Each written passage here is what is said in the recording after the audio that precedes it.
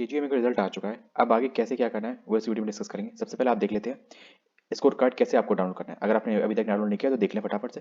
सबसे पहले इस पेज पे आना है, लिंक में डिस्क्रिप्शन दूंगा, नहीं तो आप ऑफिशियल पेज पे आएंगे तब आपको लिंक मिल जाएगा। यहाँ पे आना है, स्कोर कार्ड पे टैप करना है। जैसे आप स्कोर कार्ड पे टैप करेंगे आपको यहाँ पे अपना रजिस्ट्रेशन नंबर, जो आपके एडमिट कार्ड में एप्लीकेशन नंबर दिया होगा वो भरना है, मतलब ठीक है। रजिस्ट्रेशन नंबर दिया, फिर पासवर्ड में आपको जो डेट ऑफ बर्थ है कुछ इस फॉर्मेट में आपको भर देनी है।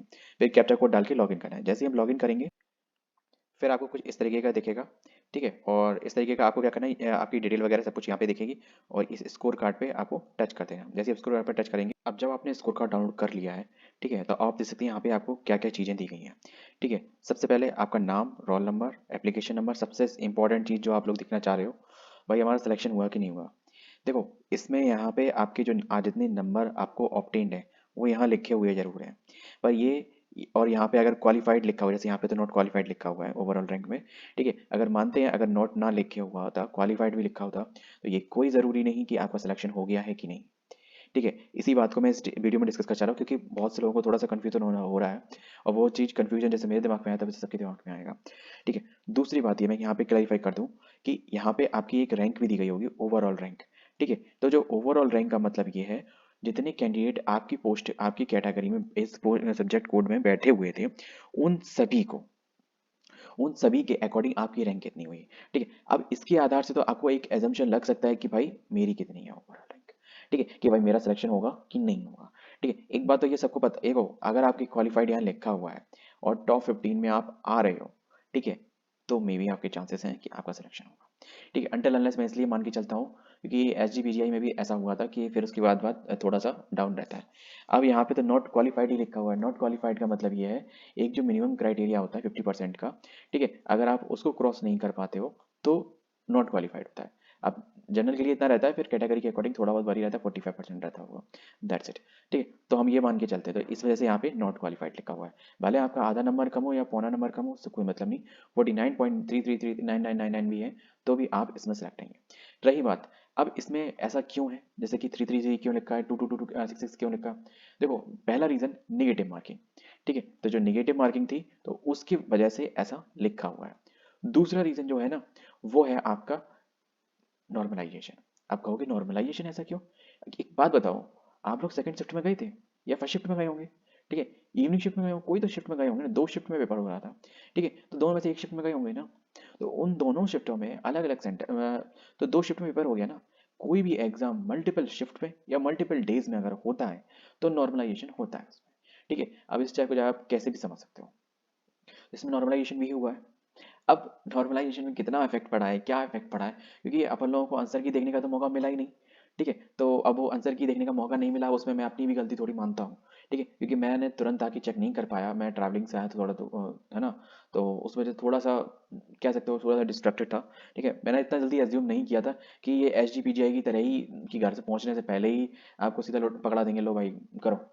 भले ही मैं ये मानता हूँ कि 15 तारीख को आया, पर इसकी रिगार्डिंग जैसे सैफई का आया था, तो सैफई में क्या किया था उन्होंने, जब आंसर की निकाली, ठीक है, तो उन्होंने बाकायदा सबको मेल गया है, और उस जिनकी डाउनलोड नहीं हो रही थी क्योंकि कुछ टेक्निकल इश्यूज के कारण लॉगिन करने में उसमें दिक्कत आ रही थी, किसी किसी का हो रहा था, किसी किसी का नहीं हो रहा था, ठीक है। तो उसके लिए उन्होंने सबकी मेल आईडी पे, हर कैंडिडेट की मेल आईडी पे उन्होंने आंसर की उसकी भेजी, और पर्टिकुलरली उसको लॉगिन करने का प्रोसेस दिया, ठीक है। तो दोनों उन्होंने मतलब ऑप्शन हमको दिए थे, ठीक है। तो कम से कम हमें पता तो होना चाहिए भैया, हम अपने काउंट तो कर ले हमारे नंबर कितने हैं, हम कहाँ पे हैं, ठीक है। अब हमारे सामने सीधा सीधा स्कोर कार्ड ला के रह दिया कि देखो भाई तुम्हारे इतने नंबर आए हुए हैं। अब कम से कम पेपर आंसर की मिलती है हमको, तो हम देखते हैं यार हमारा ये क्वेश्चन गलत है, ये क्वेश्चन सही है, फिर ग्रेविनेंस का कोई मतलब रहा ही नहीं। अब जैसे कि इसमें आप देख सकते हो 100 में से 100 क्वेश्चन आपको जो भी नंबर मिले हैं, 100 क्वेश्चन में से हैं, है ना। तो अगर आपने देखा होगा एक अब आप लोगों ने दिया कि नहीं दिया मैं नहीं जानता, गुजरात का ड्रग इंस्पेक्टर का पेपर हुआ था, 150 क्वेश्चन उसमें आए थे, 150 में से 3 क्वेश्चन उसमें विड्रॉ कर लिए गए थे, क्यों, क्योंकि ग्रेविनेंस में जब उन्होंने हमें और बच्चों को ऑप्शन दिया गया, उसमें 3 क्वेश्चन उनके गलत थे। किस रीजन के आधार पे, कुछ एमसीक्यूज के जो थे ना वो मल्टीपल दिए गए थे, उसके आधार पे भी क्वेश्चन गलत हो जाता है, ठीक है। या सेम सेम एमसीक्यू अगर सेम ऑप्शन दिए गए हो तो भी क्वेश्चन गलत हो जाता है। और एक में जो ऑप्शन जो था करेक्ट ऑप्शन था, वो था ही नहीं उसमें ऑप्शन में, ठीक है, तो इस ऐसे कुछ कारणों की वजह से 3 क्वेश्चन वहाँ गलत हो गए थे। तो 3 क्वेश्चन उन्होंने विथड्रॉ किए, तो जो बच्चों के नंबर आए वो 150 क्वेश्चनों में से उसमें से इवैल्यूएशन नहीं हुआ होगा, उनका इवैल्यूएशन हुआ 147 में से। अगर आपको इस बात को कंफर्मेशन करना हो, आप जीपीएससी की साइट पर जाके कर सकते हैं, जस्ट टू बी, है ना, आंसर की उसमें बाकायदा दी गई है, उसमें बाकायदा वो आंसर मिसप्रिंट है। और अगर आप उसमें जो प्री आंसर की है जो तुरंत आती है वो, और जो संशोधित होके आती है आफ्टर ग्रेविनेंस, वो दोनों में इतना ही डिफरेंस है। ठीक है, तो कुछ चीज़ नहीं ये भी है, तो इस चीज़ के मार्केट से अब बात करते हैं क्वालिफाइड नॉन क्वालिफाइड। देखो क्वालिफाइड नॉन क्वालिफाइड लिखने से आपका सिलेक्शन नहीं होगा, जब आपकी रैंक टॉप 15 में आती है तो आपका सिलेक्शन होने की चांसेस है। इसके बाद भी मैं इसलिए कह रहा हूँ होने की चांसेस इसलिए डाउटफुल है क्योंकि कैटेगरी के अकॉर्डिंग भी पोस्ट डिस्टिंग्विश होती है। ठीक है, तो अब उसके अकॉर्डिंग आप उस पोस्ट में मतलब उसमें आते हैं कि नहीं, उतने भी रैंक में आते हैं कि नहीं, तो अगर इसके आधार पे यहाँ पे रैंक दी जाएगी टॉप 15 की, ठीक है, तो आप सिलेक्टेड है। अगर इसके आधार पे नहीं दी जाएगी, ठीक है, तो आप थोड़े डाउटफुल मान के जाते हैं। लेकिन हाँ, टॉप 1 और 2 या टॉप 10 जितनी भी जनरल में सीट कितनी थी, 15 में से कितनी थी, 6, 15 में से जनरल में कितनी होती है, आधी होती है सीट, है ना, तो 15 7 8 होंगी सीट, मिनिमम 8 तो होंगी होंगी। ठीक है, तो 8 सीट में है ना, तो 8 टॉप 8 वाले कैंडिडेट तो सेफ है, बिल्कुल सेफ है, कोई दिक्कत नहीं उनको। ठीक है, अब अनटिल अनलेस आपके डॉक्यूमेंट में कोई इशू होता है तो उसके लिए कोई भी ब्लेम नहीं कर सकता। दूसरी बात आ रही है यहाँ पे जो वुमेन्स की। देखो यहाँ पे वुमेन्स में जैसे लिखा है सब कैटेगरी रैंक, ठीक है, और सब कैटेगरी रैंक इफ वुमेन्स, तो सब कैटेगरी में ऐसा होता है कि जैसे कि जो पीडब्ल्यूडी वगैरह, ठीक है, तो वो भी हमारी सब कैटेगरी में ही आती हैं। अगर शॉर्टकट में बोले तो हॉरिजॉन्टल रिजर्वेशन। ठीक है, तो जो हॉरिजॉन्टल रिजर्वेशन है, स्पोर्ट्स कोटा या फिर कोई भी कैडेट ग्रुप वाला वाला कोटा, जो भी केजीओ मैंने अलाउ किया हो, ठीक है, मुझे वुमेन्स का पता है, वुमेन्स का शायद अगर मैं एग्जैक्ट अगर मैं जो मैं गैस कर पा रहा हूँ 20% का रिजर्वेशन आता है। तो 15 के हिसाब से लगभग उनकी 2 से 3 पोस्ट कंप्लीटली रिजर्व है। ठीक है, कहीं कहीं 50% भी होता है, पर मेरे ख्याल से इसमें 20% है, तो 2 से 3 पोस्ट रिजर्व है।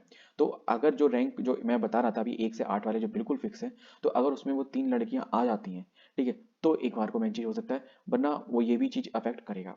अब सबसे बड़ी बात आती है किस कैटेगरी की रैंक खाई जाएगी।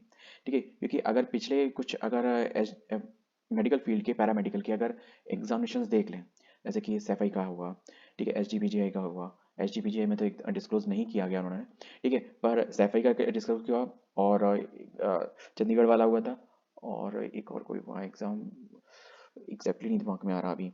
ठीक है, लगभग अभी 2-3 एग्जामिनेशन ऐसे हो चुके हैं।